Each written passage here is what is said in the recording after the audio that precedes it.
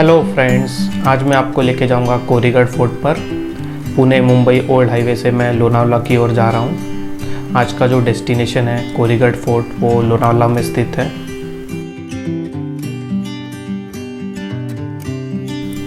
पुणे से लगभग 90 किलोमीटर की दूरी पर है कोरीगढ़ फोर्ट। पेठ शाहपुर इस गांव में हम अपनी गाड़ी पार्क करके ट्रैक की शुरुआत करेंगे।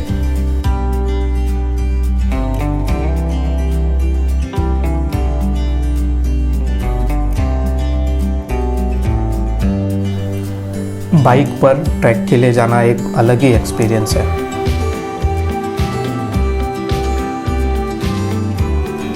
किले पर पहुंचकर इस किले के इतिहास के बारे में मैं आपको डिटेल में इंफॉर्मेशन दूंगा।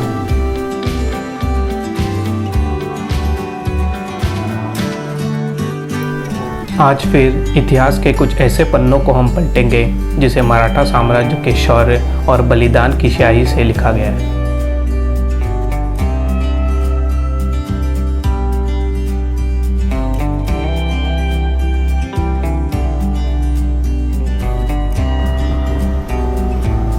लोनावला के अंदर टाइगर पॉइंट तक आ चुके हैं हम।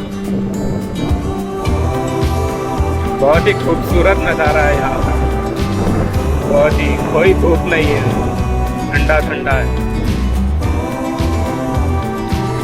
काफ़ी लोग आए हुए हैं और आज मंडे है, फिर भी काफ़ी भीड़ देखने को मिलेगी आपको यहाँ पे।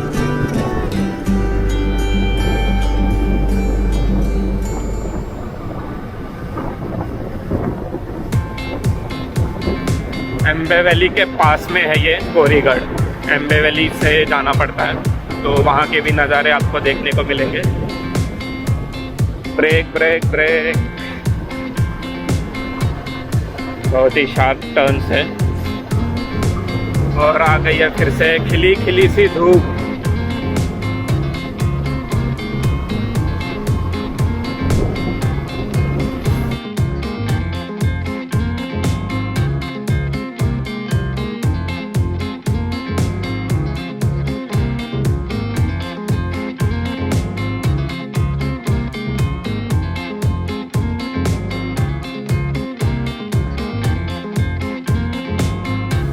और ये किले को आप देख सकते हैं यहाँ से दूर से, कुछ इस तरह से दिखता है ये किला दूर से। तो चलिए जल्दी से चलते हैं।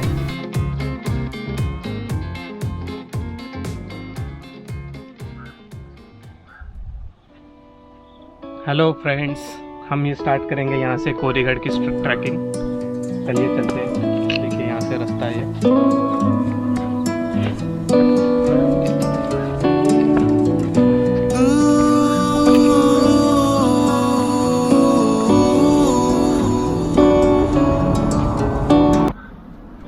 लोनावला के बीच में है ये,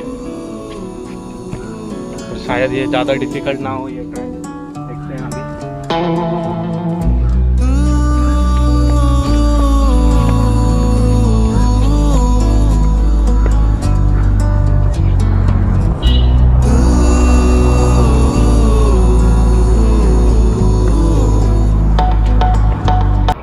ये है वो किला, यहाँ पे हमें जाना है टॉप ट्रैक पे।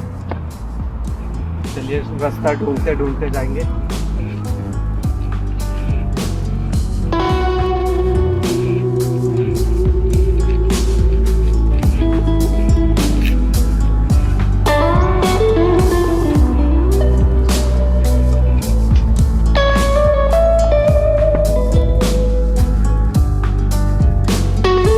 पुणे मुंबई ओल्ड हाईवे से हम आए थे लोनावला में, तो चलते रहिए अभी इस ट्रैक पे। तो फिलहाल तो अभी तो कोई मुश्किल पैच आया नहीं है अभी यहाँ पे।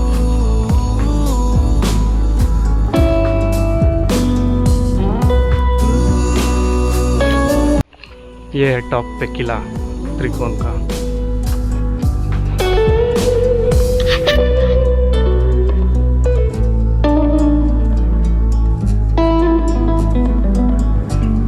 ये जंगल के बीच में से जाते हुए, काफी घने जंगल है यहाँ पे, आपको देखने को मिलेगा। साइड में काफी पेड़ हैं। चलते रहेंगे हम। चलना ही जिंदगी।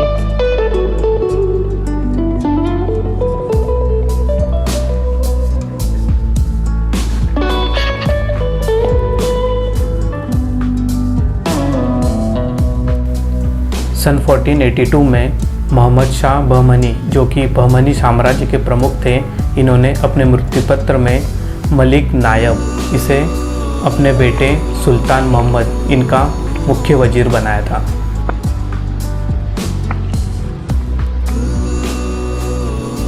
आगे चलकर मलिक नायब ने अपने बेटे अहमद को जहांगीरी देने का काम सौंपा। मलिक नायब ने अपने बेटे अहमद को दौलताबाद से जुन्नर की ओर रवाना किया। अहमद ने सन 1482 से 83 के बीच में शिवनेरी, चावंड, लोहगढ़, तुंग इन किलों को जीता और अपना मोर्चा कोरीगढ़ किले की ओर किया।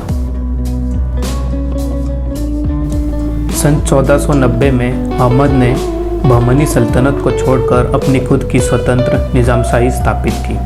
तब कोरीगढ़ निज़ामशाही में शामिल हो गया। आगे चलकर सन 1636 तक यानी 146 वर्षों तक ये किला निज़ामशाही में रहा।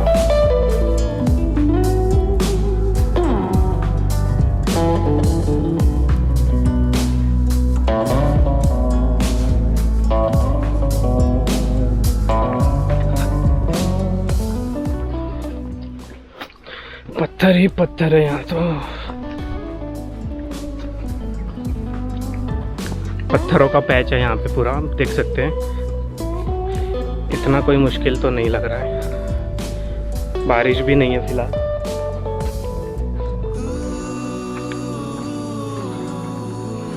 देखते हैं आगे कैसे कैसे रास्ते आते हैं।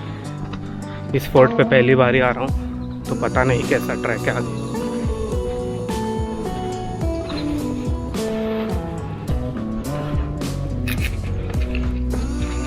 ये देखिए ये फोर्ट, चलते जाइए।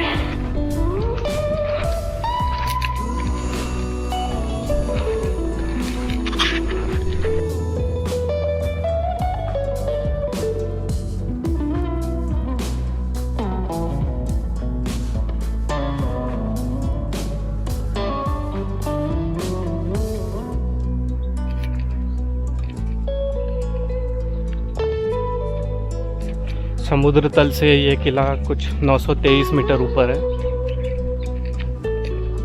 और छत्रपति शिवाजी महाराज ने इस किले को सन 1657 में 1657 में इसे अपने स्वराज में शामिल किया था। इसी के साथ विसापुर फोर्ट, लोहगढ़, कोरीगढ़, टिकोना, ये सारे फोर्ट्स भी 1657 में छत्रपति शिवाजी महाराज ने अपने स्वराज में शामिल कर लिए थे। तो अभी तो ऐसा कोई मुश्किल पैच तो नहीं आया है ट्रैकिंग के समय। काफ़ी सिंपल ट्रैक लग रहा है मुझे तो। देखेंगे अब हम। ये यहाँ एक साइन बोर्ड देखने को मिलेगा, कोरीगढ़ किला कड़े, यहाँ पे, यानी इस साइड जाना है हमें। यहाँ पे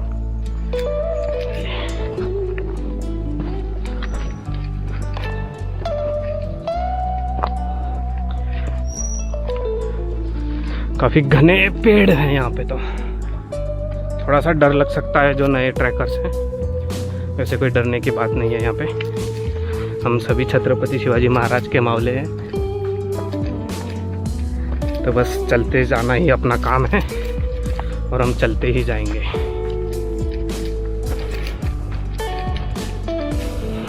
ये देखिए, यहाँ जाना है हमें, यहाँ लेकिन थोड़ा घुमावदार रास्ता है। शायद आगे सीढ़ी लगेंगी हमें रास्ते से, तो मुझे यही लग रहा है।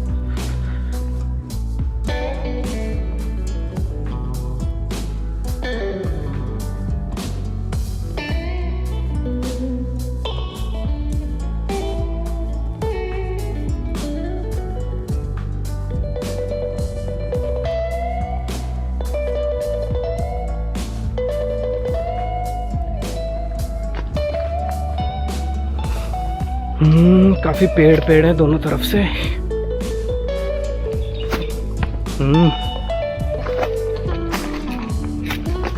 वाओ, आगे सब बंद दिख रहा है लेकिन बंद नहीं है।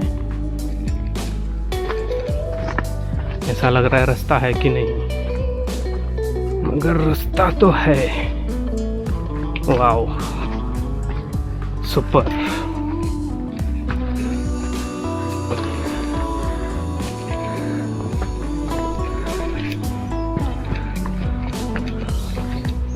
बहुत ही घना जंगल है ये तो, मतलब झुक के जाना पड़ रहा है यहाँ से।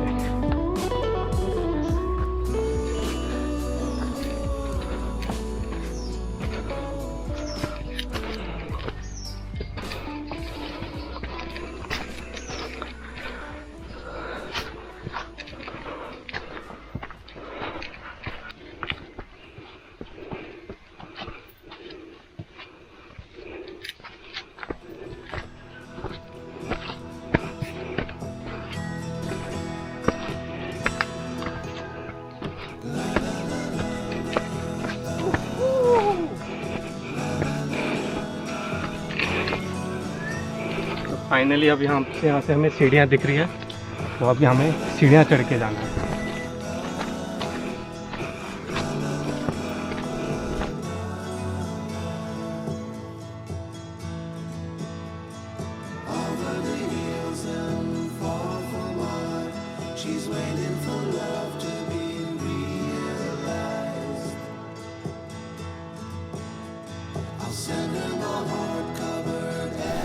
सन 1636 में दिल्ली के बादशाह शाहजहां और बीजापुर के मोहम्मद आदिल शाह ने मिलकर निज़ामशाही को काबिज कर लिया और निज़ामशाही के वतन को आपस में बांट लिया। उस वक्त ये कोरीगढ़ आदिल शाह के पास आया।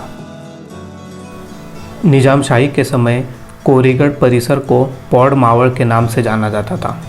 उस वक्त यहाँ के देशमुख हुआ करते थे धमाले। निज़ामशाही के अस्त के बाद आदिल शाह की सत्ता आने पर भी कोरीगढ़ और घनगढ़ इन किलों पर धमाले देशमुख का वर्चस्व था।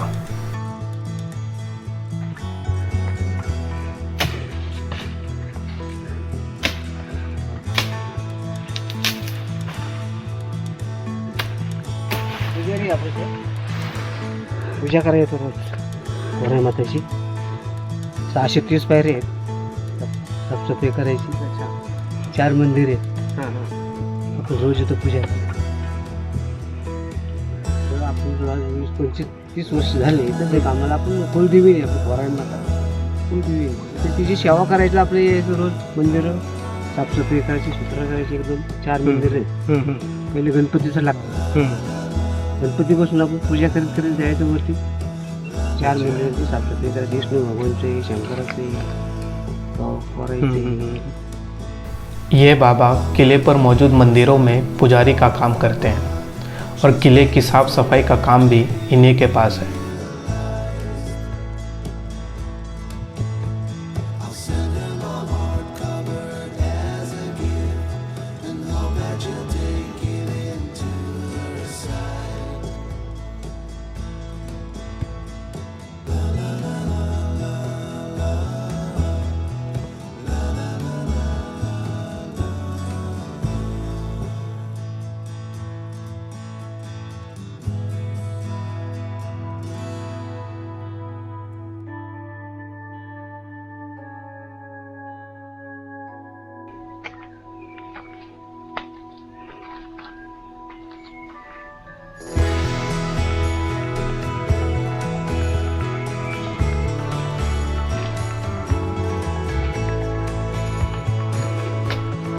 ये गणेश मंदिर है। यहाँ पे एंट्रेंस पे लगभग ऊपर थोड़ा सा एंट्रेंस रहेगी।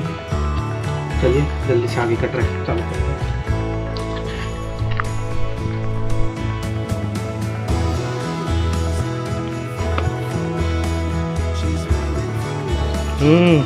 चल आजा आजा, तभी हमारे साथ ट्रैक करेगा।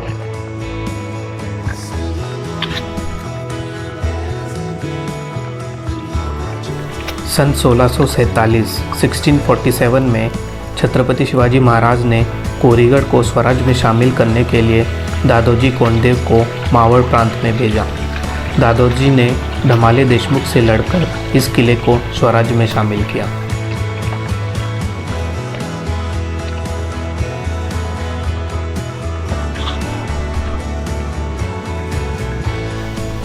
सन 1689 में छत्रपति संभाजी महाराज के निधन के बाद मुगलों ने मराठाओं के जो कुछ किले अपने पास लिए उसमें कोरीगढ़ भी एक किला था।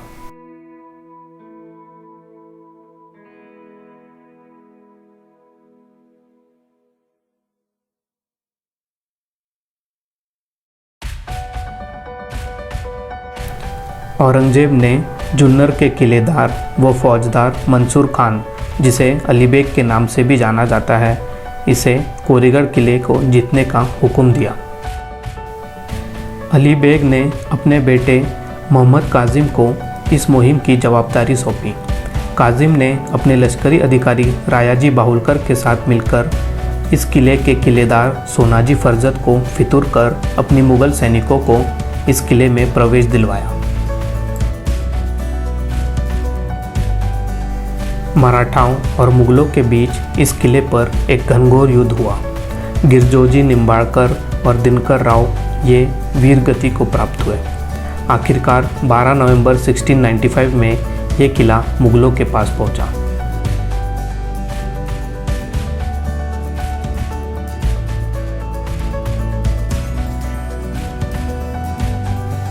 ये है किले का मुख्य प्रवेश द्वार।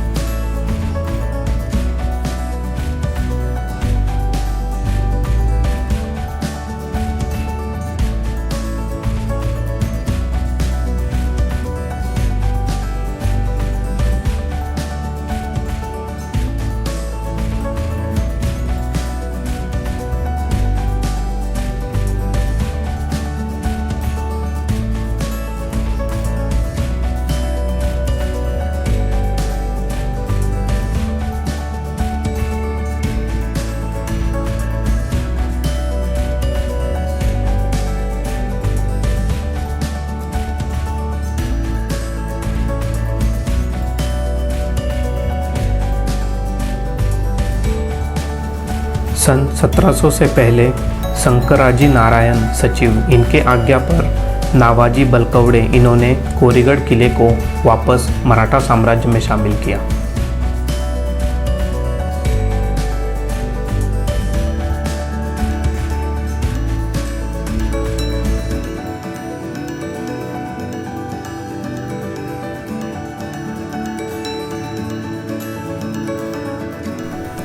सन 1713 में कान्होजी आंग्रे ने इस कोरीगढ़ किले को जीत लिया।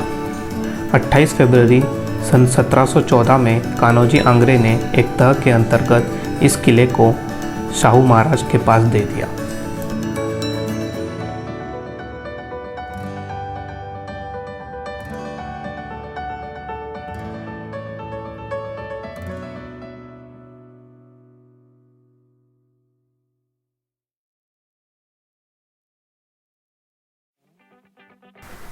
ये किले की तटबंदी है।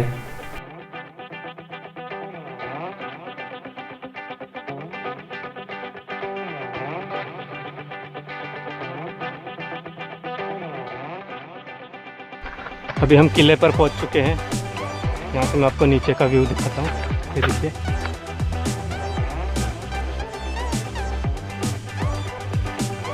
टॉप पे हम टॉप पे पूरे किले का एक बार एक राउंड व्यू दिखा देखिए।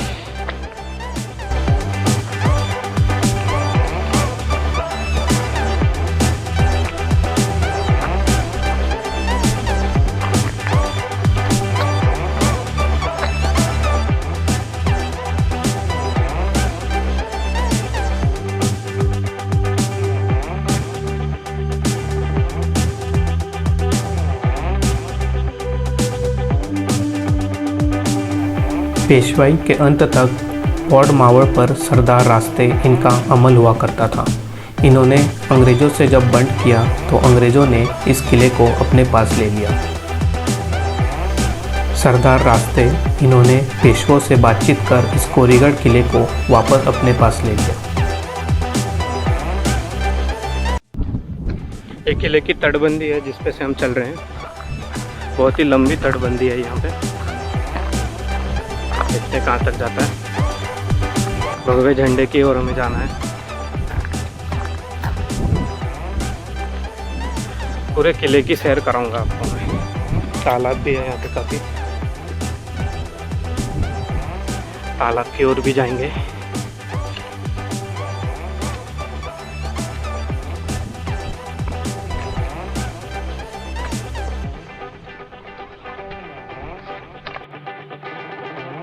ओह, कैसा लग रहा है दोस्तों किले पर आके।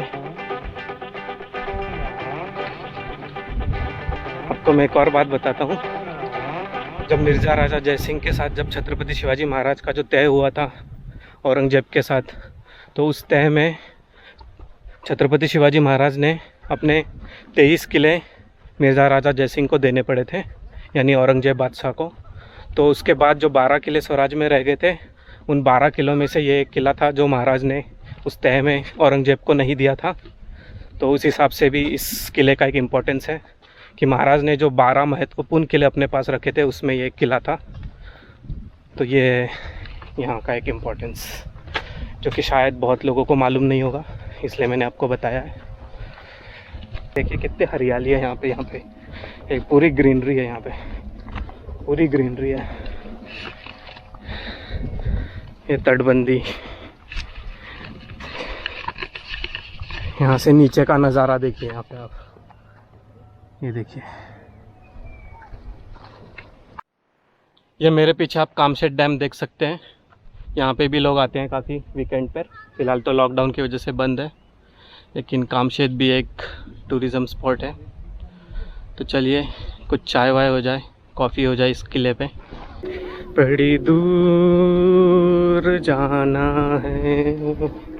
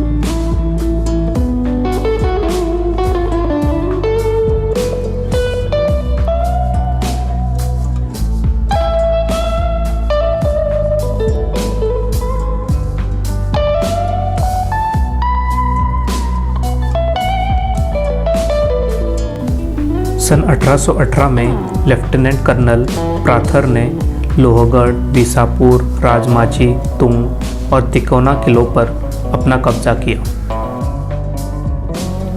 इन किलों को जीतने के बाद अंग्रेज़ों ने अपने मोर्चे का रुख कोरीगढ़ किले की ओर किया।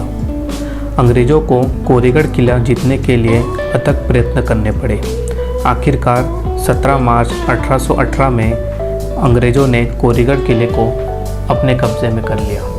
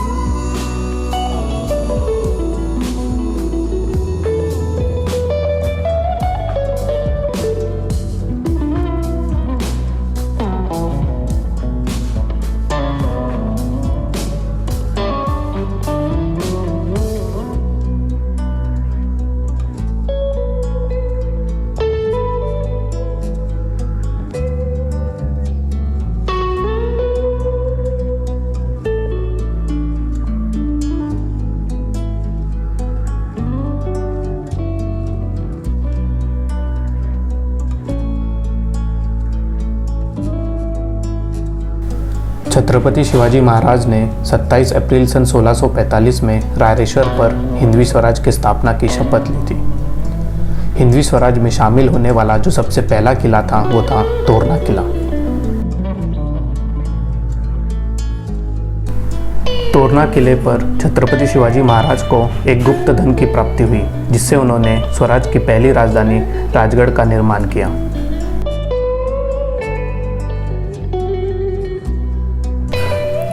तोरना, राजगढ़, चाकन, कोंढाना और पुरंदर, इन 5 किलों से छत्रपति शिवाजी महाराज ने हिंदवी स्वराज की एक मजबूत नींव रखी। ये यहाँ तालाब देख सकते हैं आप, तालाब के पास पीछे मेरे यहाँ तालाब है।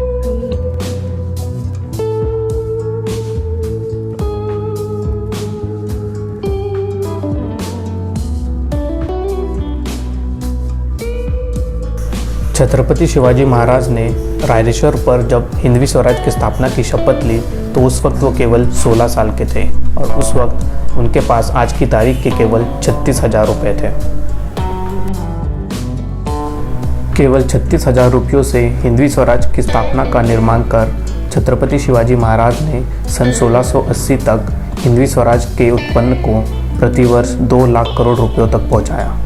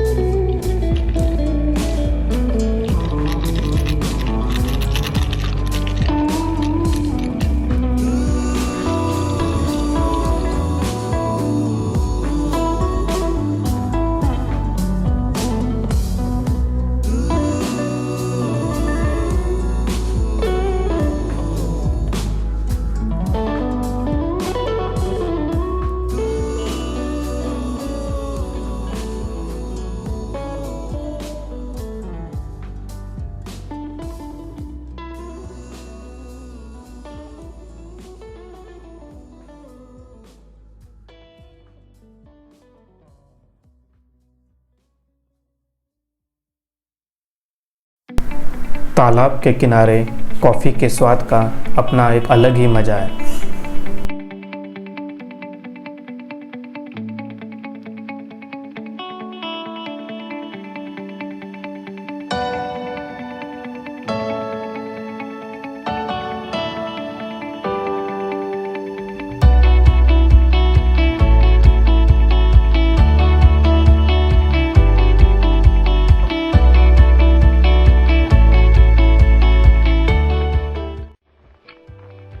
तो यहाँ चाय कॉफ़ी पीने के बाद अब हम आगे निकलेंगे, इस तटबंदी से आगे जाएंगे। चलिए, बहुत अच्छा लगा चाय कॉफ़ी पी के। वाह।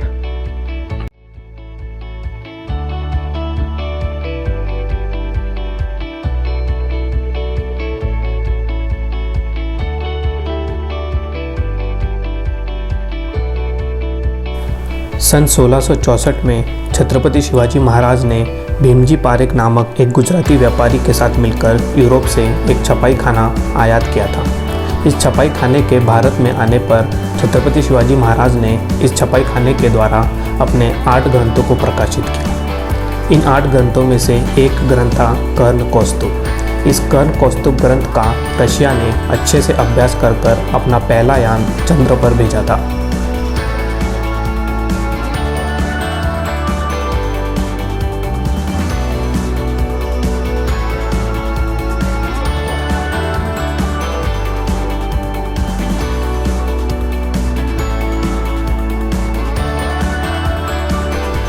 यहाँ हमें एक तोप देखने को मिलती है।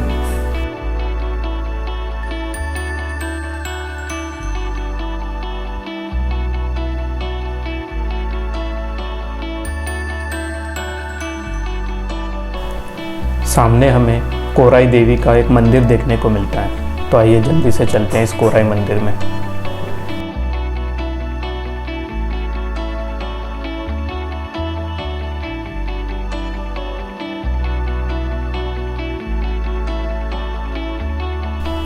ये वही बाबा है जो हमें सीढ़ियों पर मिले थे।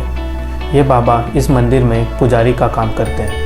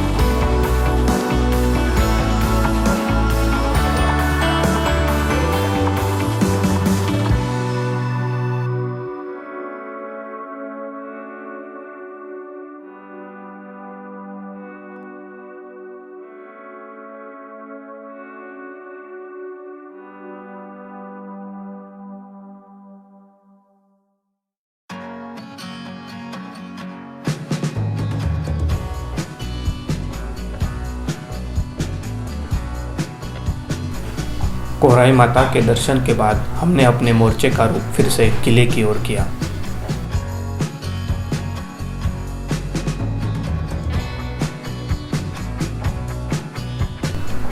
छत्रपति शिवाजी महाराज ने सन 1645 में अपना पहला किला यानी तोरना किला जीता। सन 1645 से लेकर सन 1665 तक छत्रपति शिवाजी महाराज ने अपने स्वराज में कुल 35 किले शामिल कर लिए थे। सन 1665 में जब छत्रपति शिवाजी महाराज को मिर्ज़ा राजा जयसिंह के साथ तय करना पड़ा, तो उस तय के अंतर्गत जब छत्रपति शिवाजी महाराज ने अपने 23 किले मुग़लों को दे दिए, तो उसके बाद स्वराज में केवल 12 किले बचे थे। इन 12 किलों से छत्रपति शिवाजी महाराज ने अपने स्वराज्य का कार्य आरंभ रखा। सन 1665 से सन 1670 तक छत्रपति शिवाजी महाराज ने कोई बड़ी घटना नहीं की है, यानी आपको कोई बड़ी एक्टिविटी नहीं दिखेगी। लेकिन सन 1670 के बाद सन 1680 तक छत्रपति शिवाजी महाराज ने अपने स्वराज में कुल 350 से भी अधिक किले स्वराज में जोड़े। 12 किलो से 360 किलो तक का ये सफ़र अगर हम परसेंटेज में देखें तो 2900% की ग्रोथ दिखाता है। पहले 20 सालों में 35 किले और अगले 10 सालों में 350 से भी अधिक किले, ये महाराज की दूरदृष्टि और अचूक नियोजन को दर्शाता है।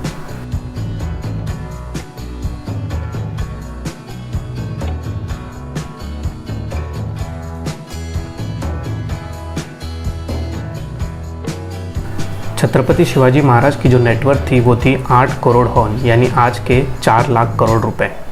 इसी के साथ उनके पास थे 360 से भी अधिक किले। उनकी फौज में कुल 2,60,000 से भी अधिक सैनिक हुआ करते थे। 50,000 से अधिक प्रशिक्षित घोड़े थे।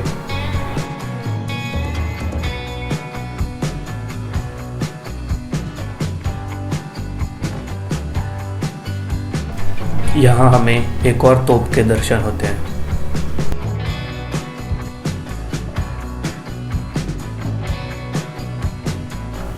ये किले का आखिरी पॉइंट है।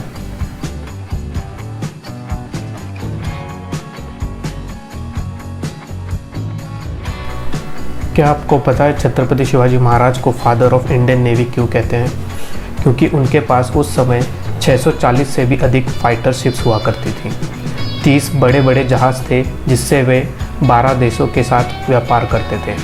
ये भारत के पहले राजा थे जिन्होंने नेवल आर्मी पर फोकस किया, इसीलिए इन्हें फादर ऑफ इंडियन नेवी भी कहते हैं।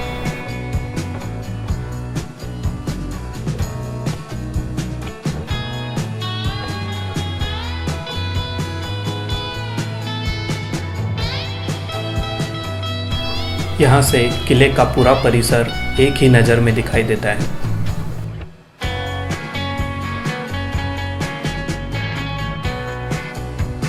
एकदम आखिरी पॉइंट पर हूँ मैं भी, एकदम टॉप पे पूरा नज़ारा है। ये है मेरे पीछे, यहाँ पूरा फोर्ट है।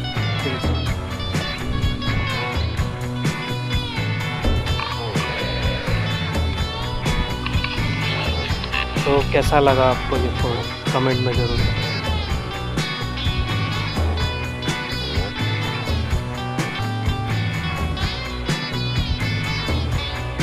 किले पर हमें महादेव का मंदिर भी देखने को मिलता है। इस मंदिर के परिसर में भी हमें अनेक तोप देखने को मिलते हैं।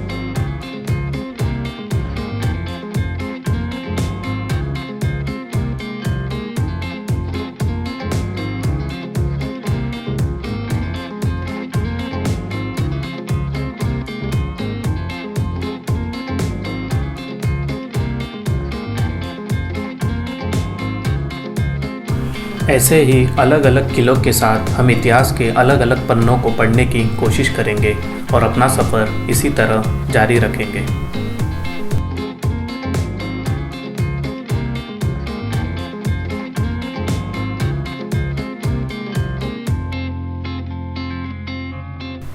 किले की आपको मैंने पूरी सैर कराई। ये किला आपको कैसा लगा कमेंट में ज़रूर बताइए। ये है वो एंट्रेंस जहाँ से अब हम एग्ज़िट लेंगे।